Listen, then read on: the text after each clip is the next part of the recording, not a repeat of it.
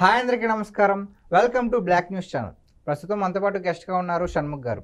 Sir నమస్తే. Sir నమస్తే అండి. సార్, ప్రొఫెసర్ కె నాగేశ్వరరావు గారు నారా లోకేష్ గారి మీద కొన్ని వ్యాఖ్యలు అయితే చేశారు కదా, సో దాని మీద మీరేమంటారు? ప్రొఫెసర్ కె నాగేశ్వర్ గారు నిన్నటి రోజున ఒక తమ్మునేలు పెట్టి ఒక వీడియో చేయడం జరిగింది. ఏ రూల్లో ఏ చట్టంలో ఉందో నారా లోకేష్ చెప్పాలి అని చెప్పేసి, అదేవిధంగా తెలుగుదేశం పార్టీ వాళ్ళు చెప్పాలి అని చెప్పేసి అనడం. ఇంతగా విషయం ఏంటి అంటే, జగన్మోహన్ రెడ్డి గారికి ప్రతిపక్ష నేత హోదా ఎందుకు ఇవ్వకూడదు అనే అంశంపై ఏ రూల్లో ఏ చట్టంలో ఉందని చెప్పేసి ఆయన అడగడం జరిగింది. అయ్యా, గతంలో ఇదే మీడియా ముఖంగా మీరు జనార్దన్ రెడ్డి గారికి ఎల్ఓపి ఇచ్చారని చెప్పేసి నిస్సిగ్గుగా మీడియా ముఖంగా అబద్ధాలు చెప్పారు. జనార్దన్ రెడ్డి గారికి LOP means leader of opposition, ప్రతిపక్ష నేత హోదా ఇవ్వలేదు. మరి అదేవిధంగా మేము గతంలో చాలాసార్లు చాలా వీడియోలో చెప్పడం జరిగింది. మౌలాంకర్ రూల్ ఉంది కేంద్రంలో. అప్పుడు ఉన్నటువంటి ఎన్డీఏ ప్రభుత్వం ఎప్పుడు 2014లో కాంగ్రెస్ పార్టీకి ఎన్ని సీట్లు వచ్చాయి, 2019లో కాంగ్రెస్ పార్టీకి ఎన్ని సీట్లు వచ్చాయి, 2024లో కాంగ్రెస్ పార్టీకి ఎన్ని సీట్లు వచ్చాయి. 2014లో కాంగ్రెస్ పార్టీకి 44 సీట్లు వస్తే పార్లమెంటులో లీడర్ ఆఫ్ అపోజిషన్ ఇవ్వలేదు. ఎవరికి? రాహుల్ గాంధీ గారి. మరి 2019లో 52 సీట్లు రావడం జరిగింది. Leader of opposition Rahul Gandhi గారికి ఇవ్వలేదు.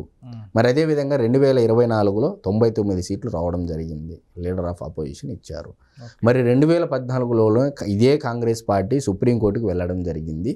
వెళ్ళిన తర్వాత మేము స్పీకర్ గారి యొక్క నిర్ణయాల్లో వేలు పెట్టదలుచుకోలేదు అని చెప్పేసి ఆనాడు ఇచ్చినటువంటి తీర్పు మీకు మరొకసారి గుర్తు చేస్తున్నాము.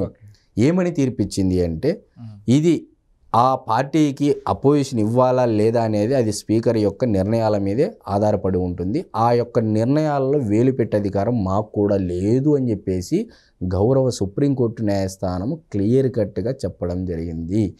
మీరు ఇవన్నీ చదివారో లేదు కూడా మాకు అర్థం కాకోకుండా, అంటే మమ్మల్ని మాలాంటి వాళ్ళని కూడా తిమ్మిని చేసే విధంగా మాట్లాడితే మీరు ప్రొఫెసర్ కాదు.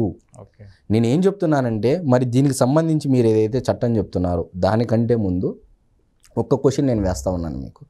ఆంధ్రప్రదేశ్లో 4 పార్టీలు ఉన్నాయనుకుంటే ఒక పార్టీకి 70% సీట్లు వస్తే మిగిలిన 3 పార్టీలకి 10% సీట్లు వస్తే వచ్చినటువంటి 3 పార్టీలలో 10% వచ్చింటాయి కదా. ఏ పార్టీకి ప్రతిపక్ష నేత హోదా ఇవ్వాలనేది కూడా ఒక్కసారి ఆ చట్టబద్ధంగా రాజ్యాంగబద్ధంగా మీకున్నటువంటి విచక్షణ జ్ఞానంతో ఒక్కసారి జవాబు ఇవ్వాలని నేను మీడియా ముఖంగా మిమ్మల్ని ఈ ప్రశ్న వేస్తున్నాను. అదేవిధంగా మీరు ఏదైతే చెప్పారో నిన్నటి వీడియోలో మీడియా ముఖంగా, అంటే తెలుగుదేశం పార్టీ వాళ్ళు చెప్పాలి, లోకేష్ గారు చెప్పాలి. లోకేష్ గారు చాలా బిజీగా ఉన్నారు, 2 శాఖలకు మంత్రి. ఆయన విద్యాశాఖలో ప్రక్షాళన చేసే విధంగా మార్పులు సమూలంగా వేర్లతో శుద్ధ బలంగా పునాదులు వేయాలని చెప్పేసి ఆయన పనులు ఆయన బిజీగా ఉన్నారు. ఒకవైపు ఐటీ కంపెనీలను తీసుకురావడంలో కూడా బిజీగా ఉన్నారు. కాబట్టి మాలాంటి వారు ఏదో మీలాంటి ప్రొఫెసర్ కె నాగేశ్వర్ గారి లాంటి వీడియోలను చూసి, అంటే అర్ధరహితంగా కాదు, అర్థముగా కాకోకుండా అర్థముగా చేసుకొని రాజ్యాంగాన్ని ఒకసారి రీసెర్చ్ చేసుకొని మాట్లాడుతున్నటువంటి మాటలు ఇవి అని చెప్పేసి నేను చెప్తూ, అసలు ఏం చెప్పింది రాజ్యాంగము, ఏ చట్టంలో ఏ రూల్లో ఉందని చెప్పేసి మీరు అన్నారు. అయ్యా, గతంలో ఆంధ్రప్రదేశ్ శాసనసభ స్పీకర్లు డైరెక్షన్ నెంబర్ 56ను జారీ చేశారు. మరి ఈ డైరెక్షన్కి రాజ్యాంగ మూలాలు ఏ అధికరణలో ఉన్నాయి అంటే 100వ అధికరణలో 3వ పాయింట్, 189వ అధికరణలో 3వ పాయింట్, అంటే క్లాజ్ ఉన్నాయి. ఒక్కసారి చదువుకోండి ప్రొఫెసర్ కె నాగేశ్వర్ గారు అని చెప్పేసి చెప్తా ఉన్నాం. మరి అదేవిధంగా ఆంధ్రప్రదేశ్ వేతనాలు, పింఛన్ల చెల్లింపు, అనర్హతల తొలగింపు చట్టం 1953లోని సెక్షన్ 12B ప్రకారము ప్రతిపక్ష నేత హోదా ఇవ్వడం స్పీకర్ యొక్క నిర్ణయాధికారం మాత్రమని స్పష్టంగా ఉంది. ఒక్కసారి వెళ్ళి చదవండి అని చెప్పేసి చెప్తా ఉన్నాము. మరి స్పీకర్ నిర్ణయాధికారికి తిరుగులేదని సెక్షన్ 12B స్పష్టంగా చెప్తా ఉంది. మరి దీనికి సమాధానం ఏం చెప్తారు? మరి అదేవిధంగా జగన్మోహన్ రెడ్డి గారికి ఎందుకు ప్రతిపక్ష నేత హోదా ఇవ్వకూడదు, ఉన్న ఒక పార్టీకి ఇవ్వాలని చెప్పేసి. మరి ఇప్పుడు ప్రభుత్వ ధనము, ప్రజలు కట్టేటువంటి పన్నులను ప్రజల చేత, ప్రజల కొరకు, ప్రజల కోసం ఏర్పడినటువంటి ఈ చట్టాలు, ఈ ప్రజాప్రతినిధులు ప్రజల యొక్క ధనాన్ని దుర్వినియోగం చేయొచ్చా, చేయకూడదు? అంబేద్కర్ రాసినటువంటి రాజ్యాంగం ప్రకారం చేయకూడదు. మరి అదే కథ చేస్తున్నది కూటమి ప్రభుత్వము. నిజంగా జగన్మోహన్ రెడ్డి గారు వాయిస్ ఆఫ్ ద వాయిస్లెస్, ప్రజల తరపున మాట్లాడాలి అనుకుంటే ఎమ్మెల్యేగానే మాట్లాడవచ్చు. ప్రతిపక్ష నేత హోదా నువ్వు రా, 11 మంది సభ్యులు ఉన్నారు, 2 నిమిషాలు అంటున్నారు, 3 నిమిషాలు తీసుకో, అర్ధ గంట మాట్లాడు, మీ ఎమ్మెల్యేలతో కూడా నువ్వే మాట్లాడు, ఎవరు వద్దన్నారు? గతంలో ఇదే చంద్రబాబు నాయుడు గారు అప్పట్లో ముఖ్యమంత్రి ఉన్నప్పుడు ఎంతగా మాట్లాడినారు మీరు? అంటే ఈరోజు మీరు అసెంబ్లీకి రావడానికి అసలు మీ యొక్క భావం ఏంది? అసెంబ్లీకి రావాలనే ఉద్దేశం ఉందా లేదా జగన్మోహన్ రెడ్డి గారికి? ఫస్ట్ అది అడగాలి. మీడియా ముఖంగా ప్రొఫెసర్ కె నాగేశ్వర్ గారు ఏమని అడగాలి అంటే, జగన్మోహన్ రెడ్డి గారికి నిజంగా ప్రజల పట్ల చిత్తశుద్ధి, అంతఃకరణ శుద్ధి, ప్రజల మీద ఆప్యాయత, ప్రేమ, విలువలు, విశ్వసనీయతలు ఇవన్నీ ఉన్నాయి అని మనం అనుకుంటే ప్రొఫెసర్ కె నాగేశ్వర్ గారు ఈ విధంగా అడగాలి. అయ్యా జగన్మోహన్ రెడ్డి గారు, మీరు ఎమ్మెల్యే అయినప్పటికీ, ప్రతిపక్ష నేత హోదా లేనప్పటికీ రండి అసెంబ్లీకి. మీరు క్వాలిటీవ్గా మాట్లాడితే ప్రజల తరపున డెఫినెట్గా people will support you. Professor K Nageswara గారు చెప్తేనో లేకపోతే షణ్ముఖ్ చెప్తేనో వినేటువంటి వాళ్ళు కాదు కదా. మనకంటే విచక్షణ జ్ఞానంతో ఆలోచించేటువంటి వారు ప్రజలు.